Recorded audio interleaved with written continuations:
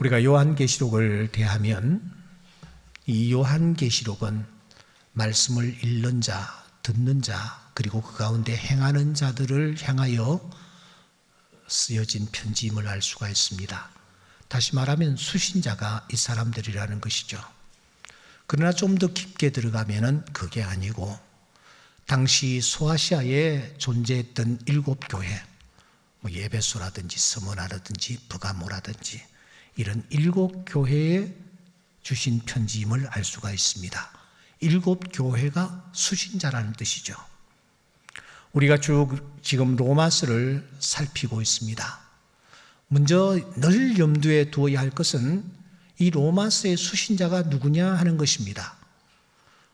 1장 7절에 있는 대로 로마 교회의 성도들, 이 사람들이 수신자이면 틀림없습니다.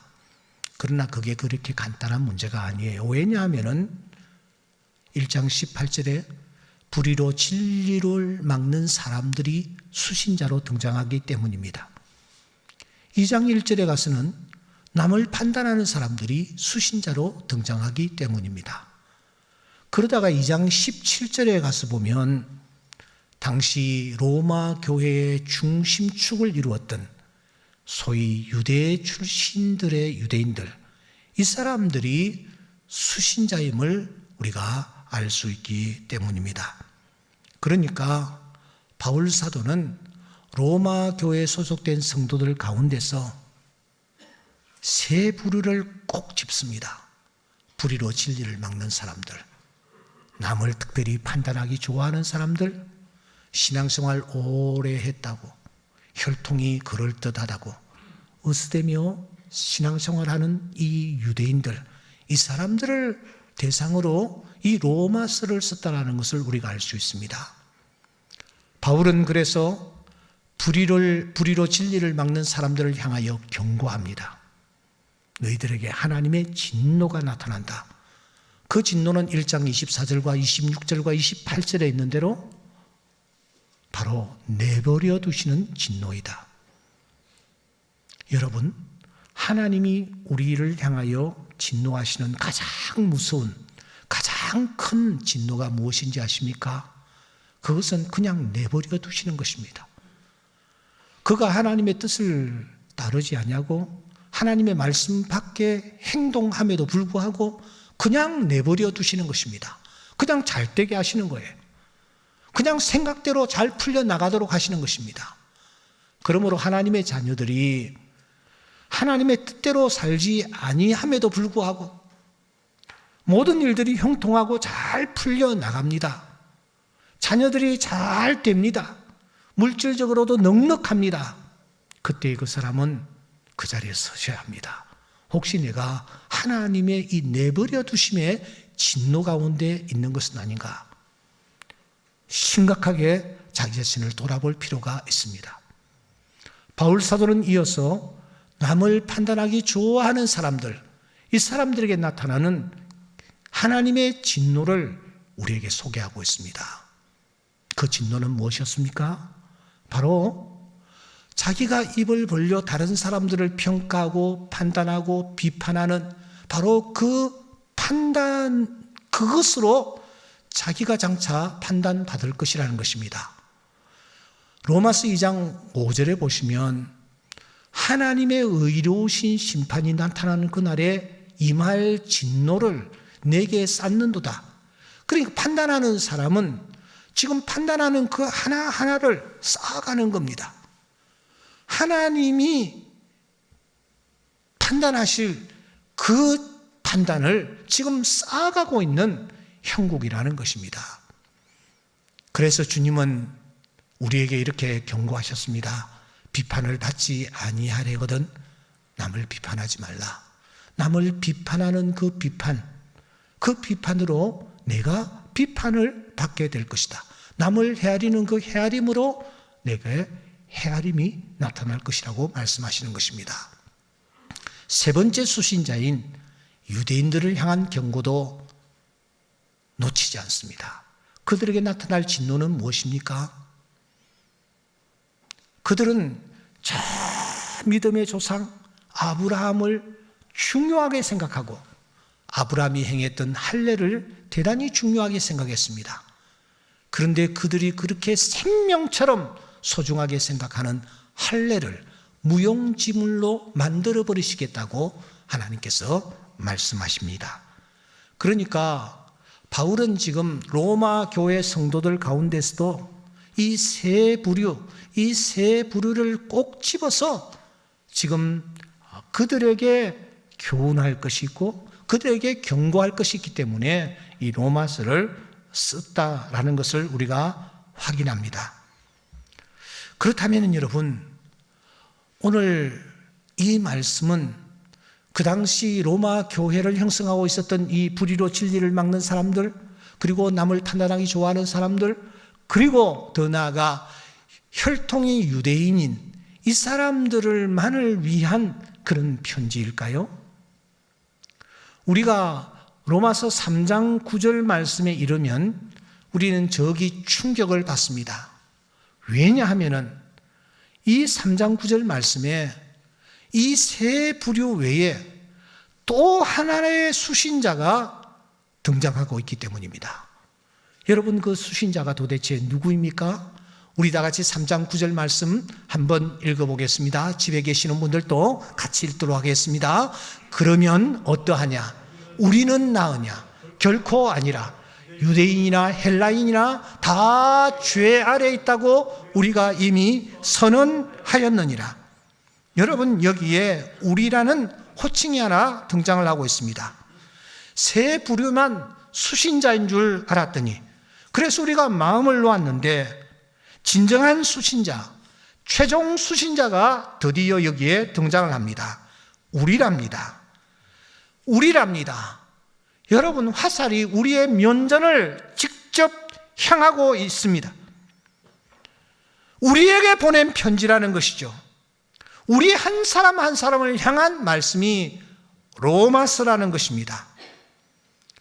그러고 보니 현장에서 가늠한 여인을 광장에 불러내었듯이 오늘 엉거주춤하게 뒤에서 숨어있는 우리 한 사람 한 사람을 말씀이라는 광장 앞으로 오늘 바울이 끌어내고 있습니다.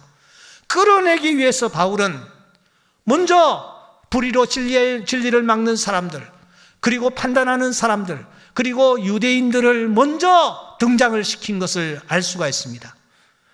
더 나아가 바울은 여러분, 점천법과 반복법과 대기법까지 동원하는 것을 우리가 확인할 수가 있습니다. 더 나아가 너희들, 또 너희, 우리, 이렇게 3인칭, 2인칭, 1인칭까지 총동원하는 것을 우리가 확인하고 있습니다. 그러면 우리는 나으냐? 이 한마디를 우리에게 도전하기 위해 우리 모두가 죄인이라는 것, 그래서 그 죄의 대가로 죽음의 골짜기에 던져질 수밖에 없는 존재임을 선언하기 위해서 바울은 할 수 있는 방법을 다 동원하고 있는 것입니다. 물론 여기에 이 바울은 우리를 만난 적도 없습니다. 그러므로 당연히 우리를 알지 못합니다. 그런데 우리를 위해서 바울이 지금 로마서를 쓰려고 생각한 것입니다. 최종 수신자는 우리라는 것입니다. 우리에 대해서 아무것도 알지 못합니다. 하지만 사무엘 선지자가 사울이 홀로 행한 일들을 훤히 알고 있었듯이, 나단 선지자가 다윗이 은밀히 행한 일들을 정확히 꿰뚫고 있었듯이 바울은 죄의 특성을 간파하고 있었습니다. 더 나아가 죄가 종국에는 우리를 어디로 이끌어가며 그 죄의 최종 결과는 어떠한 것인지를 그가 정확히 알고 있었던 것입니다. 그래서 그는 이 죄와 맞서 보기도 했습니다. 하지만 그 결과는 어떠했습니까? 여러분, 그는 이렇게 고백합니다. 내 지체 속에서 한 다른 법이 내 마음의 법과 싸워 내 지체 속에 있는 죄의 법으로 나를 사로잡는 것을 보는도다. 이 사로잡는다는 말은 노예에게 적용되는 단어입니다. 사로잡는다라는 말은 죄수에게 적용되는 말입니다. 여러분, 노예가 쇠사슬에 끌려서 어디론가 힘없이 끌려가는 모습을 본 적이 계십니까? 죄수가 재판장에 섰다가 다시 되돌아갈 때에 그 모습을 여러분 보신 적이 있습니까? 그가 전직 대통령이라 할지라도, 그가 최고의 재벌이라 할지라도 그 수갑에, 그 쇠사슬에 묶여서 힘없이 끌려가는 모습을 본 적이 있습니까? 바울 사도는 지금 끌어간다, 끌려간다, 이런 표현을 쓰는 것입니다. 내가 죄와 한번 싸워보았다, 대결해보았다. 그런데 삿발을 잡고 일어서기도 전에 나는 쓰러지고 말았다, 그 얘기입니다. 막강한 힘과 권세를 가진 이 죄가 자기가 원하는 방향으로 바울을 끌고 갔던 것입니다. 이것이 오늘 바울의 현주소일 뿐만 아니라 오늘 우리 모두의 현주소라는 것입니다. 죄라는 것은 여러분 결코 추상명사가 아닙니다. 그래서 바울은 단호하게 우리를 향하여 도전합니다. 그러면 우리는 나으냐? 그러면 우리는 나으냐? 불의로 진리를 막는 사람들보다 나으냐? 다른 사람들을 판단하는 그 사람들보다 나으냐? 유대인들보다 나으냐? 그렇게 우리에게 도전하는 것입니다. 우리 모두는 영적 암세포를 우리가 지니고 있습니다.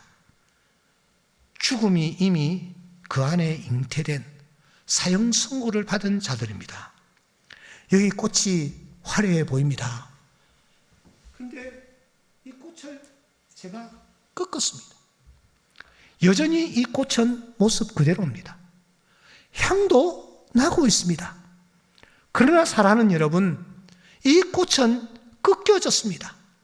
이미 죽은 존재입니다. 그러므로 이 꽃은 살았다고 할 수 없습니다. 살았다 이러마나 실상은 죽은 것이기 때문입니다. 이미 꺾였기 때문입니다. 뿌리로부터, 줄기로부터 잘려져 나왔기 때문입니다. 하지만 똑같은 존재인 우리 인간들이 이 엄연한 사실을 애써 외면하려고 하고 있습니다. 마치 암세포가 없는 듯이, 잘려지지 않은 듯이, 그래서 죽음을 극복하고 할 수 있는 듯이 헛세를 부리고 있습니다. 의료와 첨단 과학과 재물과 권력으로 죽음을 다스리려 합니다. 온갖 수단과 방법을 동원하여 죄란 암세포를 극복하려고 합니다. 여러분, 1969년 7월 20일입니까? 닐 암스트롱이라는 자가 달에 착륙을 했습니다. 아니, 미국의 과학이 달에 착륙을 시켰습니다. 이 일을 계기로 미국 사회는 과학기술을 통해서 인류 행복을 방해하는 장애물들은 그 무엇이든지 극복할 수 있으며 넘어설 수 있다라는 긍지와 자부심으로 출렁거렸습니다. 드디어 1971년 닉슨 대통령은 암과의 전쟁을 공식적으로 선포합니다. 우주를 정복했는데 암쯤이야. 이때부터 미 국립암연구소에 엄청난 예산을 투입하죠. 연구소는 암을 어떻게 정복할 것인가? 그러다가 암을 조기 발견하는 것이 결국은 암을 퇴치하는 지름길이다 결론에 이르렀습니다. 그 결과 나타난 성과물이 바로 종합검진 방법입니다. 암을 조기에 발견하기만 하면 된다라는 것입니다. 그래서 우리는 지금도 종합검진에 매달리고 있는 실정입니다. 과연 그럴까요? 아이슬란드의 의학자 플라톤 툴리니우스 박사는 세계 여러 나라의 연구팀들과 연계하여 1327구의 시신을 부검하기로 했습니다. 이미 세상을 떠난 시신을 부검한 거예요. 부검의 목적은 무엇이냐? 과연 그 암이 결정타를 이루었느냐 하는 것을 확인하기 위한 방법이었습니다. 여러분, 그 결과 충격적인 데이터가 나왔습니다. 남성의 경우 전립선 같은 암, 여성의 경우 유방암이나 폐암 같은 이런 암들은 굳이 찾아내어서 메스를 가하고 수술을 할 필요가 없는 특이한 케이스가 있다라는 것을 발견한 것입니다. 다시 말하면 이런 암을 가진 사람은 수술을 오히려 하지 아니하고 몸 안에 그 암을 지니고도 천수를 누린다는 것입니다. 그러니까 암에는 두 종류가 있다라는 것입니다. 하나는 가능한 한 빨리 발견하는 것입니다. 수술들의 방법으로 치료를 하는 것이 최선인 그런 부류의 암이 있는 것이 틀림없습니다. 그러나 또 한 부류의 암은 오히려 그 암과 함께 일상생활을 하는 것이 최선인 그런 종류의 암이 있다는 것입니다. 저는 이것이 정말 진실인가 너무 의구심이 들어서 어제 제 아들에게 이 내용을 한번 검토를 해보라고 했습니다. 고개를 끄덕이며 긍정을 하고 있습니다. 그러니까 어떤 종류의 암은 가능한 한 빨리 발견하고 빨리 메스를 가해서 치료하는 것이 가장 그 사람에게 유익되다라는 겁니다. 그런데 어떤 종류는 오히려 그냥 두어서 천수를 누리게 해야 된다라는 것이죠. 왜냐하면 살아있는 동안에 아무 문제를 일으키지 않기 때문입니다. 그런데 문제는 지금 이 암이 A형인지 B형인지 수술을 해버려야 되는 암인지 또 이것을 같이 안고 가야 할 암인지 이것을 판별하기가 용이하다라는 겁니다. 용이하지 않다라는 겁니다. 이게 판별이 되지 않는다라는 것입니다.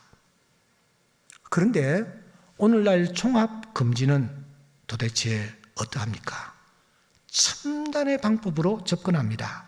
그래서 암은 무조건 다 속속들이 다 체크를 해냅니다. 그리고 당신 이런 암을 가지고 있어 통보를 하는 겁니다. 통보를 받은 당사자는 어떠합니까? 그것이 어떤 종류의 암인지는 일단 따지질 않습니다. 빨리 이 수술을 해서 제거해야 된다라고 생각하고 마음이 아주 급박해집니다. 사형 선고를 받은 듯 하기 때문입니다. 그런데 차라리 그걸 몰랐더라면 평생 안고 그냥 나갔더라면 더 좋았을 종류의 암인데도 불구하고 수술을 해서 오히려 더 화근을 일으킨다라는 것입니다. 그렇다면 사랑하는 여러분, 오늘 우리가 선호하고 있는 이 종합검진의 한계는 어디까지입니까? 내 몸에 치명적인 암이 서식하고 있다.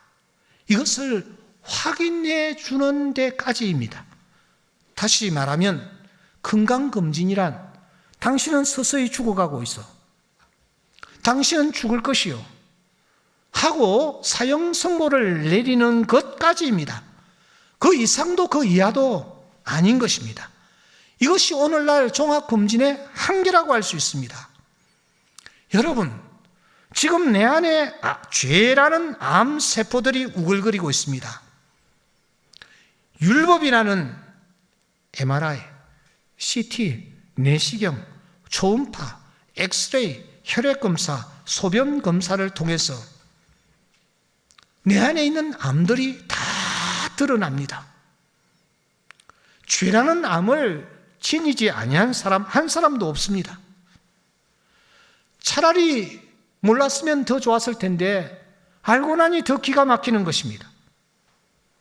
그 사람이 행복하든지 불행하든지 가난하든지 부하든지 나이가 많든지 적든지 건강하든지 약하든지 우리 모두 죄란 암세포를 지니고 있습니다. 그야말로 시한부 인생입니다. 그래서 불안과 초조와 두려움이 온몸을 휘감는 것입니다. 무엇이 이것을 알려줍니까? 율법이라는 것이 우리에게 이것을 알려주는 것입니다. 바울은 로마서 3장 20절에서 그러므로 율법의 행위로 그 앞에 의롭다 하심을 얻을 육체가 없나니 율법으로는 죄를 깨달음이니라. 율법이라는 여러분 첨단 종합 검진 방법을 들이대면 우리 모두가 다 죽음을 앞당기게 하는 이 죄라는 무서운 암세포를 지니고 있다 하는 것을 깨달게 하는 것입니다. 로이드 존스 박사는 이 부분에 이르러 이렇게 말하고 있습니다. 우리가 우리 자신을 그렇게 알아야 함은 언제고 절대적으로 중요하다. 어느 누구도 자기가 전혀 소망이 없음을 깨닫지 않고서는 그리스도인이 될 수가 없다. 만일 여러분이 여러분의 절망과 무력을 알지 못한다면 그리스도에게 오는 것에 대하여 말하는 것은 무익한 일이다. 때문에 우리는 이쯤에서 두 가지를 확인합니다.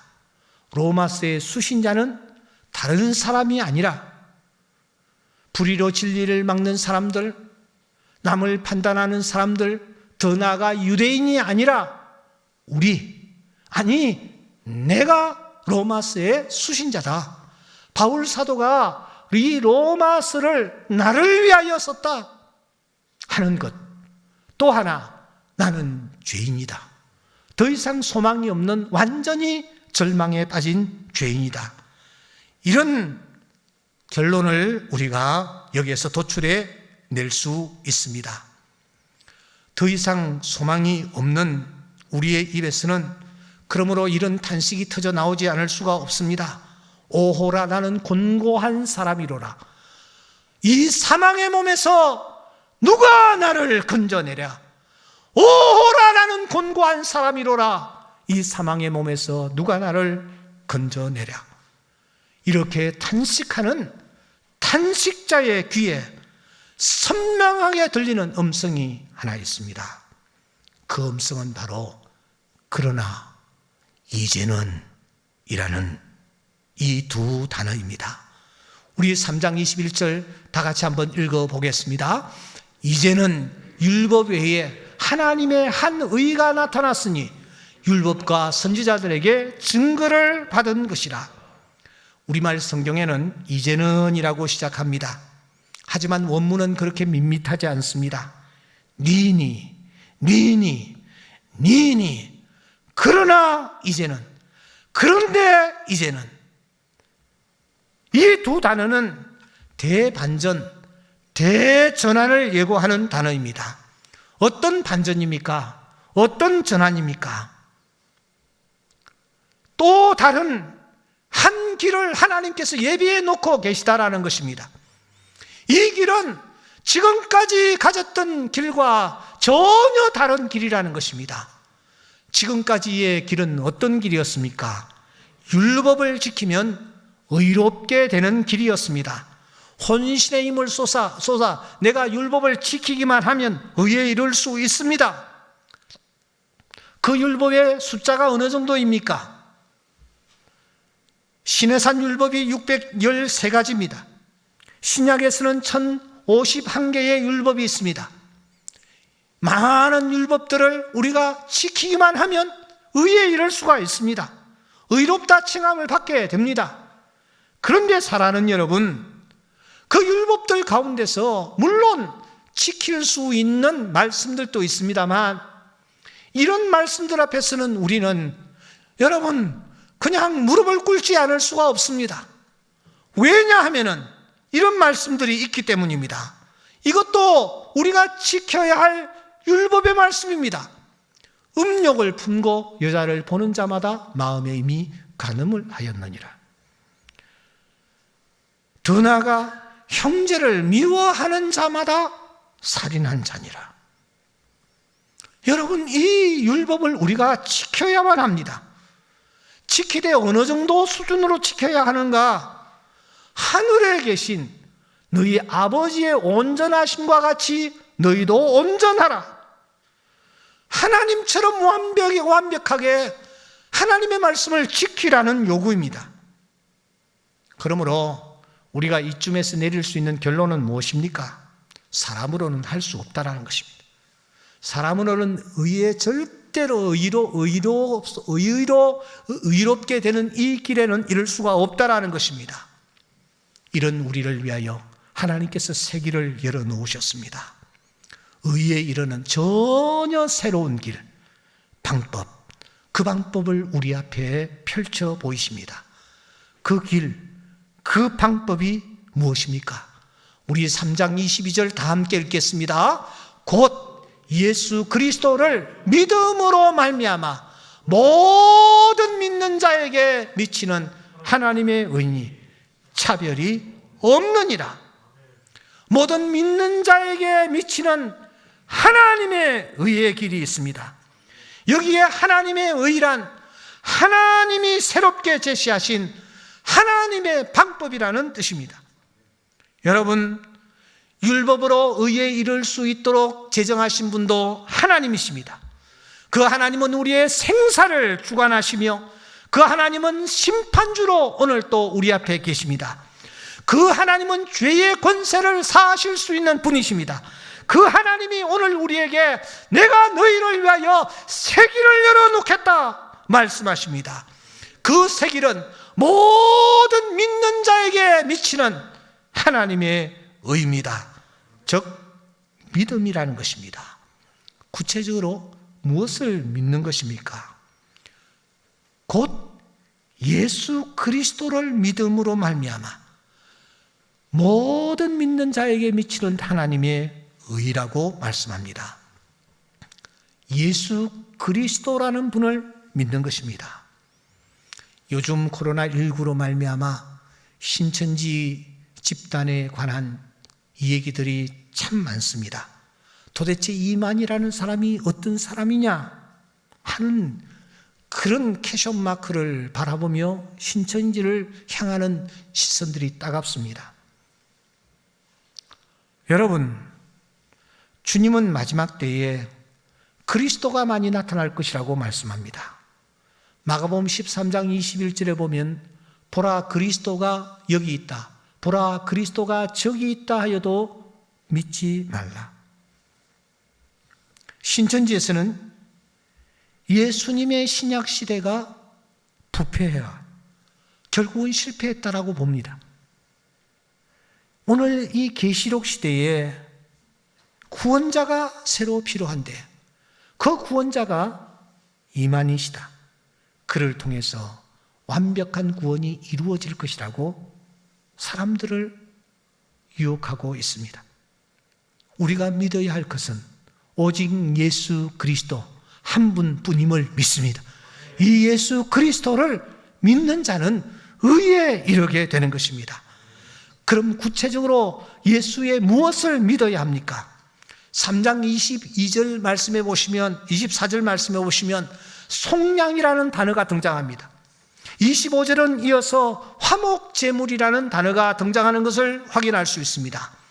여기에 이 중요한 두 단어, 속량이라는 단어와 화목제물이라는 이 두 단어는 예수와 관련이 되어 나타납니다. 예수 안에 있는 속량, 화목제물 역시 예수입니다. 그러므로 이 두 단어는 우리로 하여금 자연스럽게 저 골고다 사건을 떠올리게 만듭니다. 2000년 저 골고다 위에 십자가가 하나 세워졌습니다. 한 청년이 그 위에 달려 있습니다. 더 가까이가 자세히 보니 그 청년이 입었던 옷들, 겉옷은 물론 속옷까지 확 벗겨졌습니다. 그분의 머리로부터 발끝까지 피들이 흘러내려 흘러내려 땅을 적시고 있습니다. 그분의 머리에는 가시가 멸관이 쓰여져 있고 그의 옆구리에는 창자국으로 말미암아 피들이 콸콸 쏟아지고 있습니다. 그를 향하여 사람들은 비웃으며 조롱하며 저가 만일 구원자이면 하나님이면 스스로 내려올 걸 하며 혀를 끌끌 차고 있습니다. 침을 뱉기까지 합니다. 그분의 입에서는 비참한 음성이 들립니다. 엘리 엘리 라마 사박다니 나의 하나님 어찌하여 나를 버리시나이까.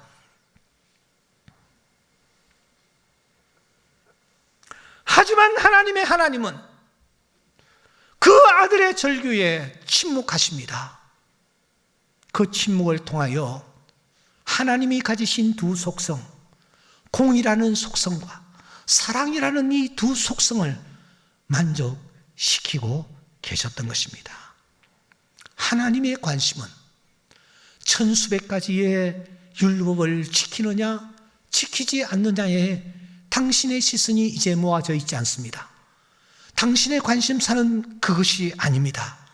오직 예수 그리스도, 독생자 예수 그리스도, 이 예수 그리스도에 대한 믿음을 우리가 우리 마음속에 가지고 있느냐, 가지고 있지 않느냐, 정말 골고다의 이 사건을 진정으로 받아들이느냐, 중심 어린 마음으로 인정하고 있느냐, 이것에 하나님의 시선이 집중되고 있습니다. 이 예수 그리스도를 구주로 믿는 자에게 하나님께서는 새로운 은혜를 베풀어 주셔서 의에 이를 수 있도록 허락해 주시는 것입니다.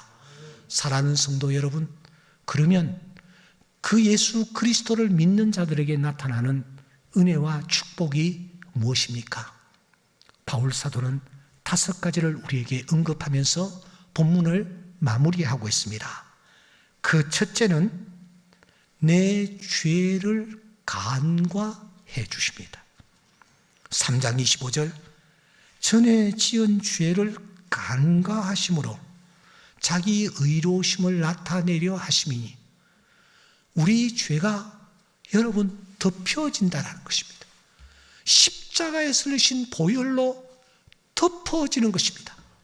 우리가 죄가 없는 것이 아닙니다. 우리는 죄를 여전히 가지고 있습니다. 그럼에도 불구하고 하나님께서 그냥 덮어주시는 것입니다. 넘어가시는 것입니다.